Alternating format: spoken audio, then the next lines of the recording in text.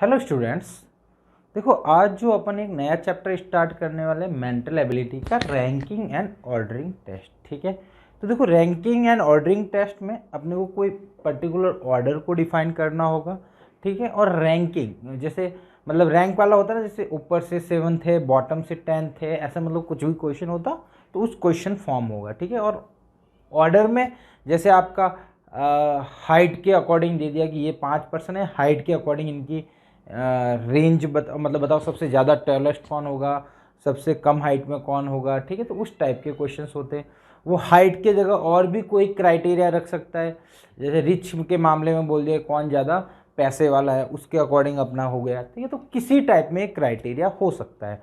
Clear, तो ये अपने रैंकिंग और ऑर्डरिंग टेस्ट में पढ़ने वाले। ठीक है, तो देखो आज मैं कुछ क्वेश्चन डिस्कस करवाता हूँ, 8-10 क्वेश्चन होंगे, वो क्वेश्चन अपन डिस्कस करेंगे। फिर अगली क्लास में अपन डायरेक्ट प्रीवियस ईयर पे क्वेश्चंस ले लेंगे, क्योंकि इसमें ज़्यादा उतना समझाने के लायक है, बट क्वेश्चन के अकॉर्डिंग ही अपने को पता चलेगा। ठीक है, तो जैसे जैसे आगे जाएंगे तो अपन मैं प्रीवियस ईयर के क्वेश्चंस भी करवाऊंगा। ठीक है, तो क्वेश्चन के थ्रू ही अपन देखते हैं कि क्या क्या क्वेश्चंस बनते हैं। क्लियर? हाँ, ये एक अल्फ़ाबेट्स, ये नंबर्स के बारे में इन्होंने बोला है। एक अपने को सीरीज दी है, फिर बोला है sequence which are immediately followed by the 3। ठीक है, तो इसमें इसने बोला कि ऐसा 5 ढूंढना है जो फॉलोड बाय 3, मतलब 5 के आगे 3 होना चाहिए, but not immediately preceded by 7, मतलब यहाँ पे 7 नहीं होना चाहिए। क्लियर, ऐसे 5 ढूंढने हैं अपने को। ठीक है, यहाँ पहले 7 नहीं होना चाहिए, बट उसके बाद में क्या होना चाहिए, फॉलोड का मतलब उससे पहले और प्रिसीडेड का मतलब उसके बाद में। ठीक है, तो यहाँ पे मेरे को ऐसा बोला गया है। ठीक है, तो मैं क्या करता हूँ, ये सीरीज में एक बार उठा लेता हूँ। चलिए, ये सीरीज को मेरे को ज़रूरत पड़ेगी, तो इसको मैं उठा लेता हूँ एक बार।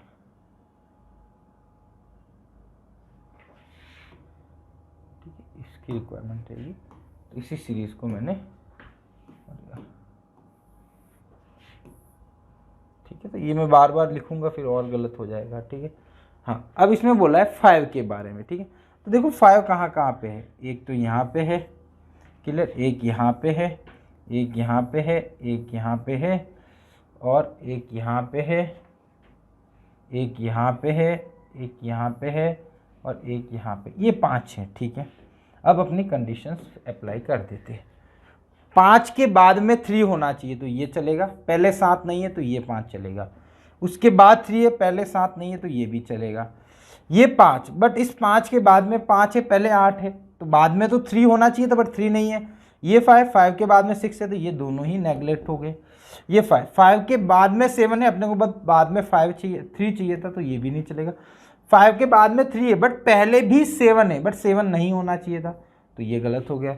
5 के बाद 3 है, पहले 6 है, चलेगा। 5 के बाद 7 है, नहीं चाहिए, 3 चाहिए बाद में, तो कितने हुए, 1 2 3, तो टोटल 3 ऐसे 5 हो गए। तो बड़े आसान क्वेश्चन है। ठीक है, कुछ भी नहीं करना, जो वो बोल रहा है वो आप करते चलेगा। अब यहाँ पे जो नंबर्स है, नंबर्स की जगह अल्फ़ाबेट्स हो सकते हैं, सिंबल्स हो सकते हैं, वो कुछ भी वैरायटी में अपन क्वेश्चन फॉर्म कर सकते हो, बट हाँ इस टाइप में कुछ भी हो सकता है। क्लियर? ठीक है, नेक्स्ट क्वेश्चन देखते हैं।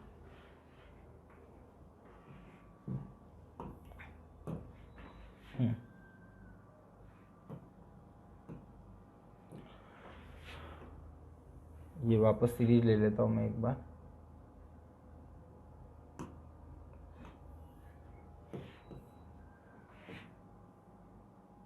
ठीक है, आपको विजिबल तो है, चलो कोई दिक्कत नहीं। फिर तो अब देखो, in the following number series how many 8s are there, मतलब 8 ढूंढने हैं।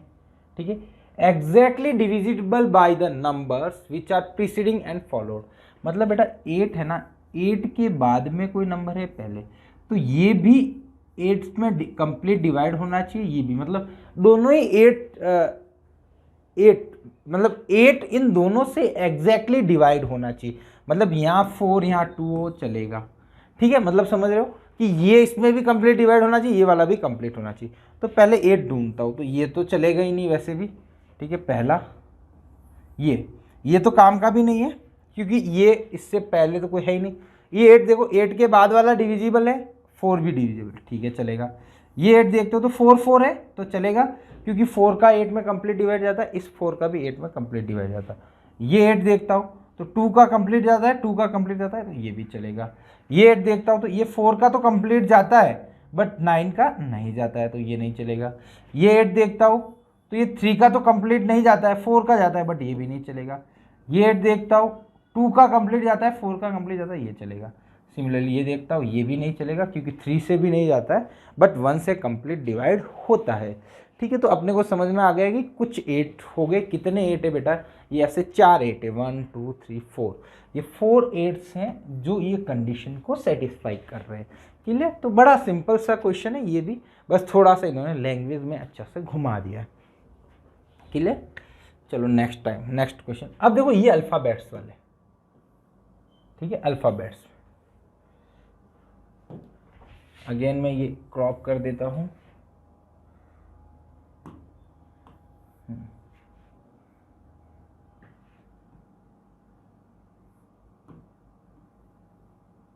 क्या हो रहा है इसको?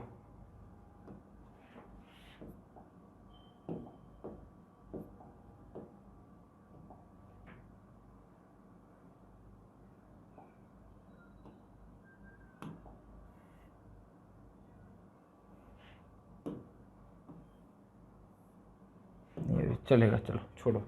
अब इसमें क्या बोला है? हाउ मैनी डब्लूज are there in the following series which are immediately followed by W. मतलब इसके पहले क्या होना चाहिए? डब्लू होना चाहिए, but not immediately preceded by K, मतलब के नहीं होना चाहिए। मतलब डब्लू के बाद डब्लू होना चाहिए, पहले के नहीं होना चाहिए, ठीक है। तो ये डब्लू देखता हूँ तो ये डब्लू सही है, क्योंकि देखो इसके बाद डब्लू है, पहले के नहीं है। ये वाला डब्लू देखता हूँ तो इसके बाद डब्लू नहीं है, तो ये नहीं चलेगा। क्लियर? और देखते हो ये डब्लू, इस डब्लू के बाद वापस डब्लू नहीं है, तो ये नहीं चलेगा, ठीक है।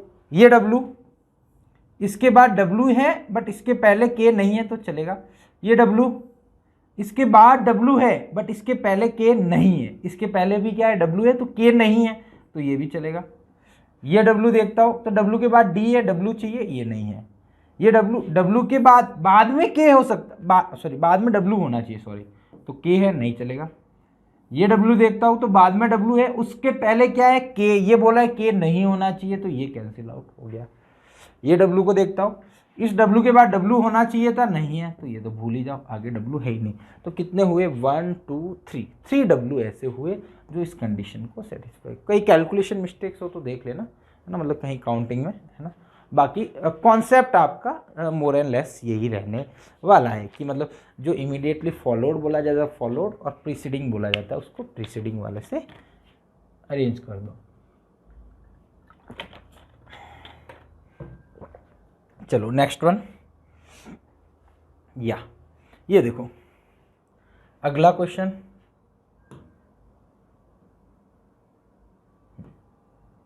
अब देखो इस बार में क्या बोला इन्होंने? सिंबल्स, और इनको साथ में ले लिया। मैंने बोला था ना सिंबल्स भी हो सकते हैं, तो ये सिंबल्स भी इन्होंने इस बार साथ में ले लिए, ठीक है। तो आपको समझाए, ठीक है, ये रहे सिंबल्स। और इसको मैं थोड़ा सा ऊपर शिफ्ट कर देता हूँ, ठीक है सर, ये रहे सिंबल्स। इसमें देखो 2 डिफरेंट क्वेश्चन है, फर्स्ट वन ये है, सेकंड वन ये है। होप आपको दिख रहा होगा, ये फर्स्ट सेकंड नहीं दिख रहा है क्या?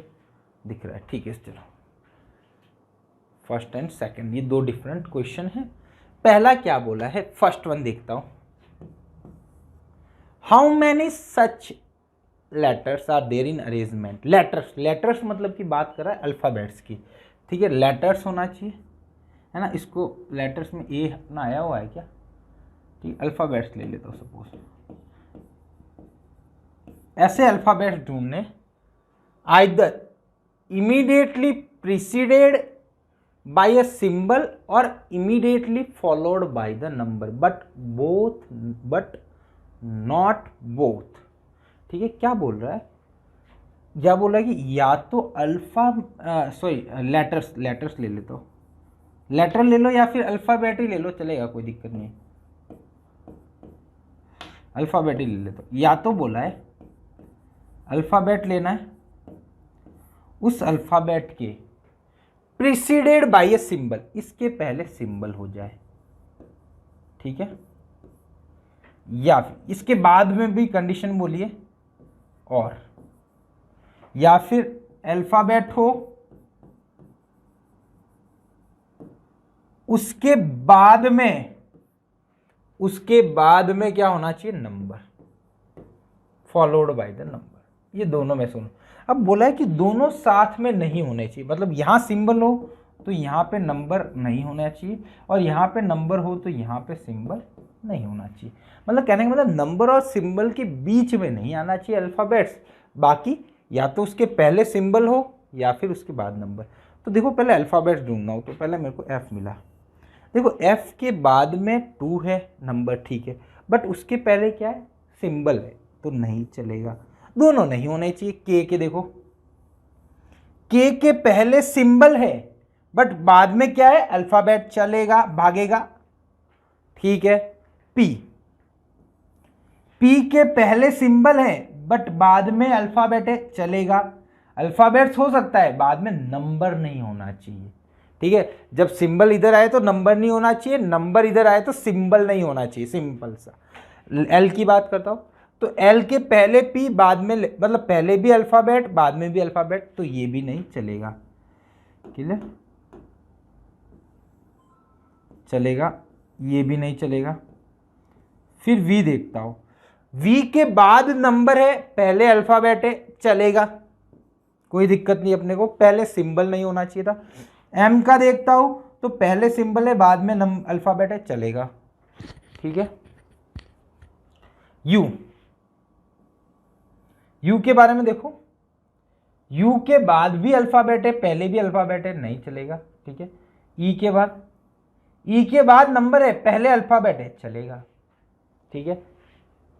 क्यू के पहले सिंबल है बाद में अल्फाबेट है, चलेगा। जी के पहले अल्फाबेट, ये काम का नहीं है, बस। टी के पहले सिंबल है बाद में अल्फाबेट है, चलेगा। वी के बाद में सिंबल है, नहीं चलेगा, पहले बाद में तो नंबर होना चाहिए था। देखो कितने हुए, 1 2 3 4 5 6 7, ऐसे 7 हो गए, तो मतलब ऑप्शन आपका नन ऑफ दीज हो गया यार, कुछ मिस्टेक्स तो नहीं हो रही है, थोड़ा सा देख लो। एफ बीटा अल्फा के पी पहले सिंबल होना चाहिए, तो यहाँ पे एफ नहीं चलेगा, के चलेगा, पी चलेगा, एल नहीं चलेगा, वी चलेगा, एम चलेगा, ई चलेगा, क्यू चलेगा, टी चलेगा, ठीक है। तो कितने हो गए, 3 3 6 और 1 7, बहुत ज़्यादा हो गए, तो नन ऑफ दीज होगा, 7 करेक्ट हो गए इसके लिए, ठीक है। कितने लेटर्स थे, इतने 7 लेटर थे, क्लियर, ठीक है। चलो इसको मैं मिटा देता हूँ, दूसरा क्वेश्चन भी अपने को सॉल्व करना है। सेकेंड वन क्या बोल रहा है, how many such the consonants are there in the above arrangement, each of the which is immediately followed by the consonant but not the immediately preceded by the symbol। मतलब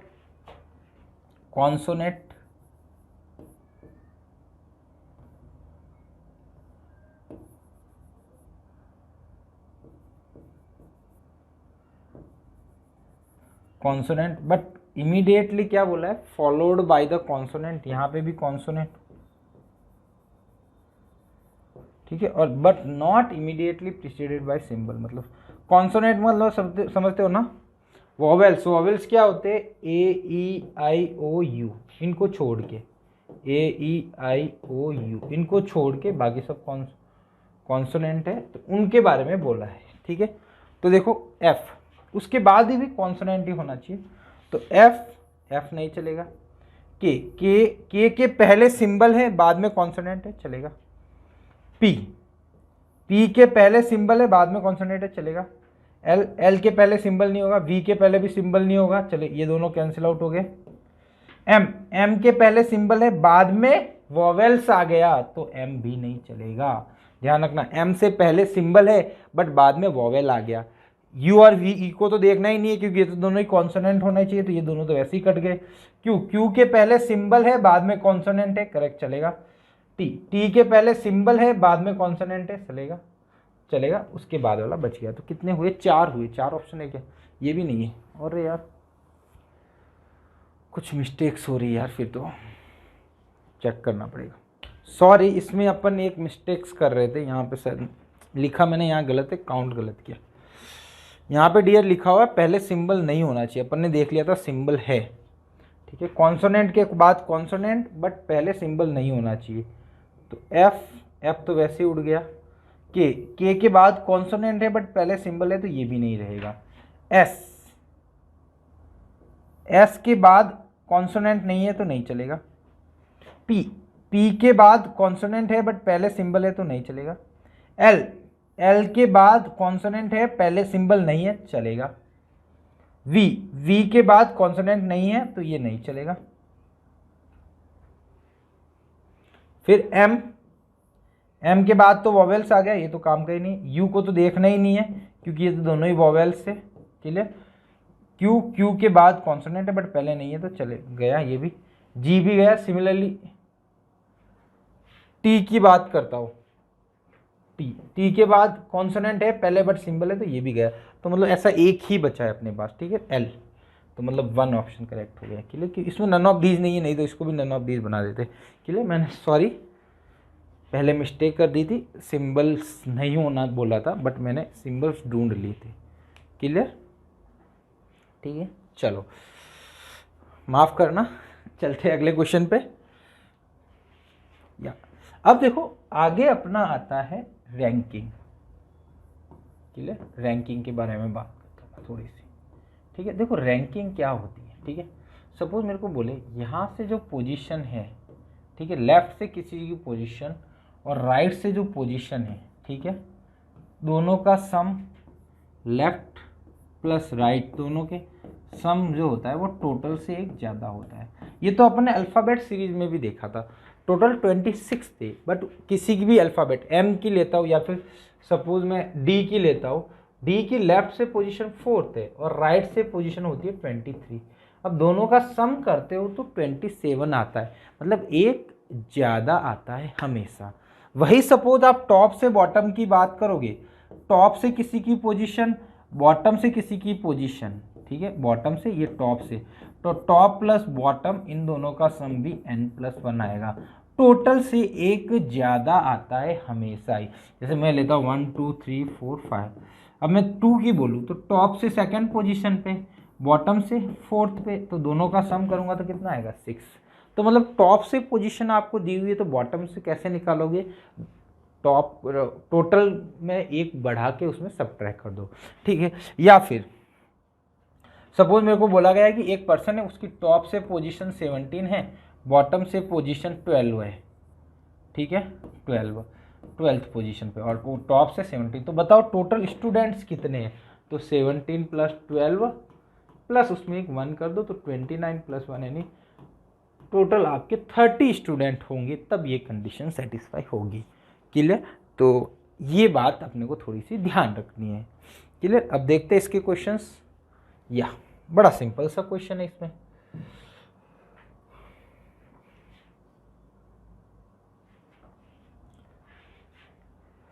इसमें बोला है in a row of girls Mridula is 18th from the right, ठीक है। मृदुला की position right से 18th है, ठीक है, ये लेफ्ट से मान लेता हूँ, है ना। तो जो भी मृदुला बैठी है यहाँ पे, यहाँ इसकी 18th पोजीशन है राइट से, ठीक है, ये राइट ले लेता हूँ, ठीक है, ये लेफ्ट ले लिया मैंने, ठीक है। दूसरा बोला है Sanjana is 18th from left, ठीक है, यहाँ से आपके संजना है ना, वो है 18th पे है लेफ्ट से, ठीक है, लेफ्ट से, ठीक है सर। अब बोला है Sanjana if they interchange its position, ठीक है, तो मतलब ये सपोज इंटरचेंज कर दी तो यहाँ मृदुला आ जाएगी, यहाँ पे संजना आ जाएगी, ठीक है।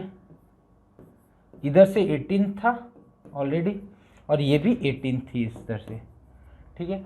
Sanjana become 25th from left, तो मतलब अब इसकी पोजीशन बेटा कितनी होगी संजना की, ये होगी 25th, ठीक है। तो बोला है टोटल कितने पर्सन होंगे।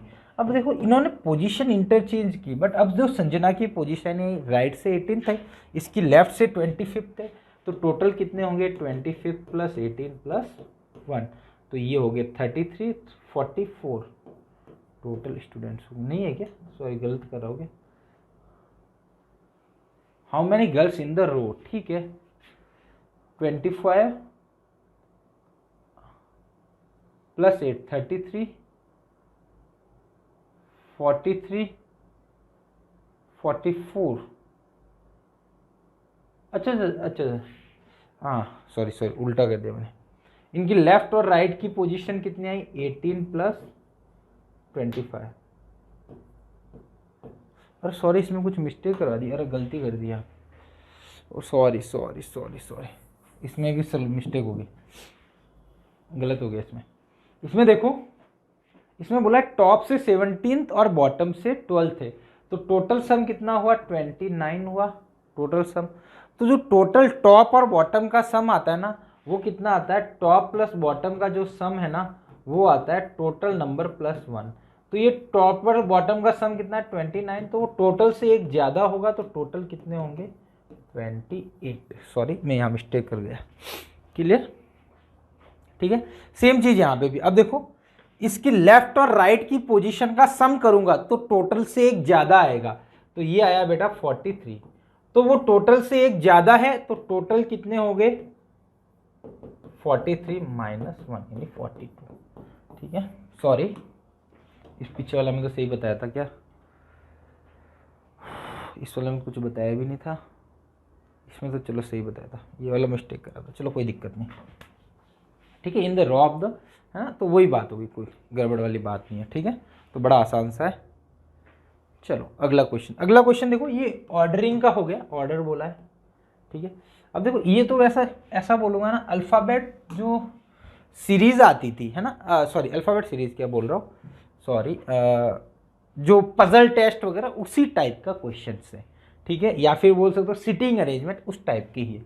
अब क्या बोलो A is richer than B, मतलब ए की जो पूंजी है या फिर पैसा है वो बी से ज़्यादा है, तो ए बी से ऊपर रहेगा, ठीक है, ये मेरे को पता है, मैं ऐसा ले रहा हूँ, ये रिचर रहेगा सबसे ज़्यादा ऊपर रहेगा, ठीक है। तो रिचर ऊपर जाओगा तो ज़्यादा बढ़ता जाएगा, है ना, तो उस हिसाब से ले रहा हूँ, तो मैंने बोला ए बी से रिचर है, सी इज़ रिचर देन ए, तो देखो इसने ये बोला है ए बी से रिचर है, ठीक है, और बोला है कि सी इज़ रिचर देन सी ए, तो ए से भी ज़्यादा रिचर है, ठीक है, कोई दिक्कत नहीं।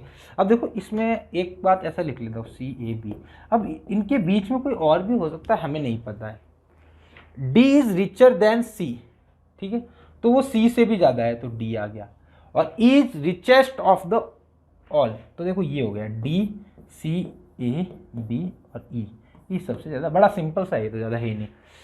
They are made to the sit in the above degree of riches, who will be the middle position, central position, कौन आएगा बेटा सी आ जाएगा, तो सी आंसर हो जाएगा, ठीक है। तो आसान सा क्वेश्चन है, इसने क्या बोला था, ए है वो बी से रिच है, सी है वो ए से रिच है, और डी है वो सी से रिच है, और ई सबसे ज़्यादा है, तो ये ऐसे अरेंज करना है, क्लियर। ये देखो ये भी उसी टाइप का सिमिलर टाइप का क्वेश्चन है, क्या बोला इसमें, P Q R S T is a 5 friend, Q is elder to T, ठीक है, क्यू है वो टी से बड़ा है, ठीक है सर, ठीक है, R is younger than P, मतलब आर पी से छोटा है, ठीक है, छोटे को मैं नीचे लिख रहा हूँ, बड़े को ऊपर लिख रहा हूँ, P is younger then T, P है वो टी से यंगर देन है, पी है वो टी से यंगर है, ठीक है।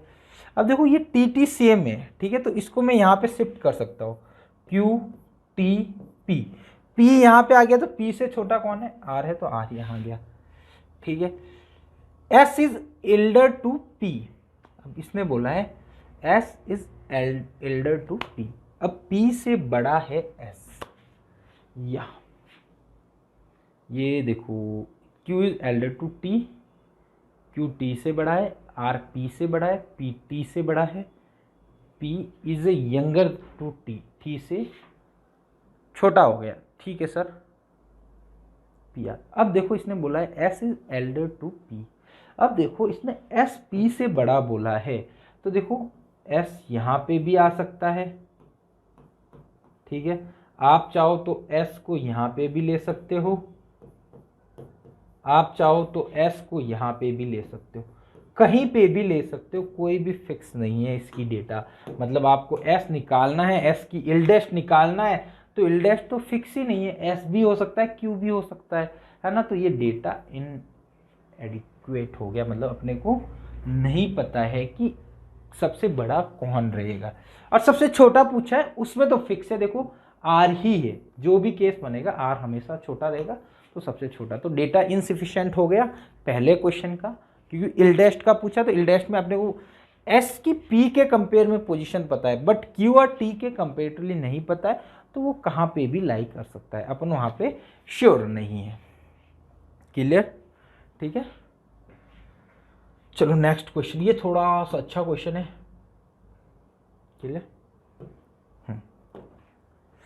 चलो इसमें बोला है in the class Vidya rank 7। देखो ये जब बहुत ज़्यादा कॉम्बिनेशन आ जाता है ना, तो मैं इसमें थोड़ा सा सजेशन दूंगा कैसे करना है। देखो बताता हूँ, इसने बोला है कि in class Vidya 7th from the top, मतलब टॉप से आपकी कितने पे है, 7th पे, ठीक है, विद्या यहाँ पे। तो बताओ इसके ऊपर कितने बच्चे हैं, 6 जने होंगे, ऐसा बोल सकता हूँ ना, है ना। 7 पे विद्या है, तो उसके ऊपर कितने होंगे, 6 होंगे। Divya is 7th rank ahead to mega, ठीक है। जो दिव्या की रैंक है डियर, वो मेगा से कितने ऊपर है, 7 रैंक ऊपर है, मतलब उनके बीच में कितने जने होंगे, 6 जने होंगे। सिंपल सी बात है। जैसे मैं किसी की बोलता हूँ कि 7th रैंक है, इसकी 14th है, ठीक है, तो इनके बीच में कौन कौन आएगा, 8 9 10 11 12 13, 6 जने ही आए, ठीक है। तो मतलब इनके बीच में 6 जने ही आएंगे, क्योंकि इससे अहेड मतलब 7 रैंक ऊपर है, तो इसका मतलब इसकी 14th है, तो उसकी 7th होनी चाहिए, तो मतलब बीच में कितने जने आएंगे, 6 जने आएंगे। एंड 3 रैंक बिहाइंड विद्या। अब बोला है डियर की दिव्या की जो रैंक है वो 7th रैंक मेगा से हेड है, बट विद्या से कितनी रैंक पीछे है, 3 रैंक। तो विद्या यहाँ आएगी, सपोज ऐसा बोल सकता हूँ, विद्या और दिव्या के बीच में कितने जने होंगे, 2 जन और होंगे, क्योंकि 3 रैंक पीछे, ठीक है sir. Sushma is 4th from bottom. इसने बोला है कि सुषमा की जो रैंक है वो 4th फ्रॉम बॉटम है, तो इनके बीच में कितने जने आएंगे बेटा, 3 जने आएंगे। क्लियर, ये अब मैं लास्ट में जाके इन सबको कंबाइन करूंगा, ठीक है। अब जो जो स्टेटमेंट मिल रहे हैं जो, और 32 रैंक बिहाइंड मेगा। इसने बोला है कि सुषमा की जो है ना वो 32 रैंक है बिहाइंड मेगा, मतलब मेगा से 32 रैंक नीचे है, तो जहाँ पे भी मेगा होगी उससे 32 रैंक नीचे होंगी, तो मतलब बीच में कितने जने होंगे, 31% होंगे। क्लियर, वापस समझा देता हूँ। इसने क्या बोला है कि जो विद्या की रैंक है टॉप से 7th है, तो बीच में ऊपर जने 6 जने रहेंगे, ठीक है। फिर बोला है कि दिव्या मेगा से 7th रैंक ऊपर है, तो मतलब उनके बीच में 6 जने होंगे, है ना, 7th रैंक ऊपर है, ठीक है। ऐसा ऐसा बोला है कि वो सेम बोला है कि रैंक बिहाइंड, 3 रैंक बिहाइंड, मतलब दिव्या विद्या से 2 रैंक पीछे, 3 रैंक पीछे है, तो बीच में 2 जने और रहेंगे। अब बोला है सुषमा बॉटम से 4th पोजीशन पे, मतलब सबसे नीचे, उससे नीचे कितने बंदे होंगे, 3 बंदे ही होंगे, ठीक है। 32 रैंक बिहाइंड मेगा, मेगा से 32 रैंक नीचे, मतलब 31 उनके बीच में होंगे बंदे। अब इसको मैं प्रॉपर अरेंज कर देता हूँ। ये देखो टॉप था यहाँ से, ठीक है, यहाँ से टॉप। अब देखो विद्या को बोला है, इसके ऊपर कितने जने थे बेटा, ये टॉप है, यहाँ से विद्या है, उनके ऊपर कितने जने थे, 6 जने थे, ठीक है। उसके बाद विद्या से नीचे दिव्या है, दिव्या और इसके बीच में कितने जने हैं, 2 जन और हैं, ठीक है सर। और देखो दिव्या और मेगा, मेगा के बीच में कितने, 6 जने और हैं, दिव्या और मेगा के बीच में 6 जने हैं, ये लिखा हुआ है।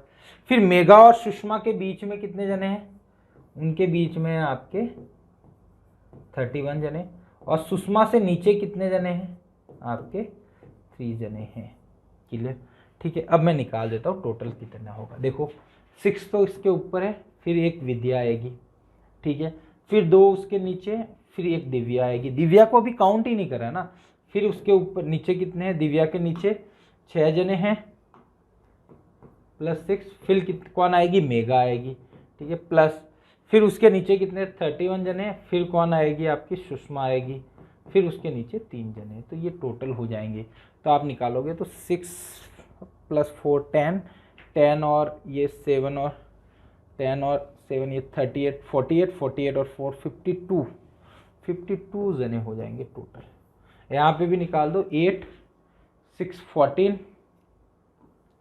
14 और 13 40, 14 और 13 31 45 48 48 49 50 51 52 यानी 42 जने। बड़ा अच्छा क्वेश्चन है, मज़ेदार क्वेश्चन है।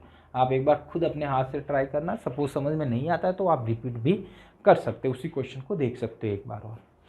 क्लियर, ठीक है। तो ये कुछ अपन ने अच्छे से क्वेश्चन किए, बढ़िया बढ़िया, ठीक है। अगली क्लास में अपन क्या करेंगे, कुछ प्रीवियस ईयर के क्वेश्चन देखेंगे, कुछ और क्वेश्चंस होंगे तो देख लेंगे, ठीक है। बाकी बड़े आसान क्वेश्चन है, ये थोड़ा सा एक डिफरेंट क्वेश्चन था। इसको इस लॉजिक के करोगे तो थोड़ा सा इजी पड़ेगा। हो सकता है, देखो कभी कभी मैं बोल रहा हूँ कि इजी, मेरे को ये ज़्यादा इजी लगता है, आप दूसरे कोई मेथड से ट्राई करो, हो सकता है उससे भी आपको इजीली क्वेश्चन सॉल्व हो जाए, ठीक है।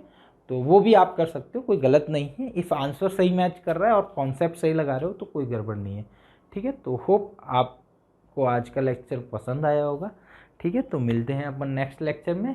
Thank you so much.